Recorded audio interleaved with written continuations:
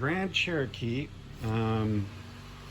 customer complained that there was oil leaking at the front of the engine or near the radiator. The engines in this one is a 3.6. It doesn't have an oil cooler traditionally at the front. The oil cooler on these is between the V in the engine. It's a little 3.6 V6. And they leak oil down there is where the oil cooler is on these ones. So we brought it in and we figured, well, the transmission lines are right near the radiator and transmission coolant lines go into the cooler there, and that's how the transmission is cooled. And there is some oil down in the corner there, but the transmission lines are nice and clean. There's no oil on the transmission lines.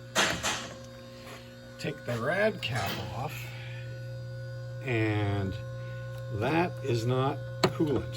That is oil, and that's engine oil in there.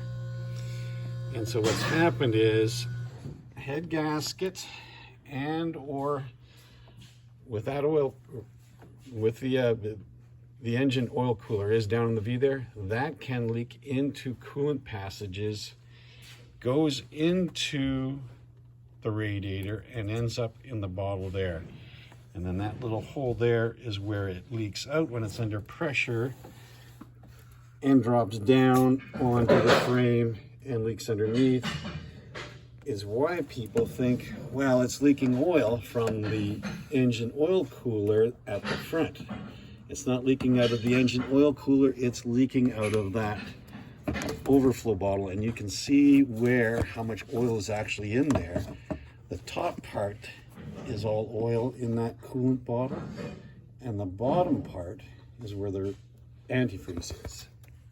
So, bottom line is, you either have a head gasket that's blown, or the engine oil cooler in that V is leaking between passages from the engine into the rad. And that's how it gets into the coolant tank. So,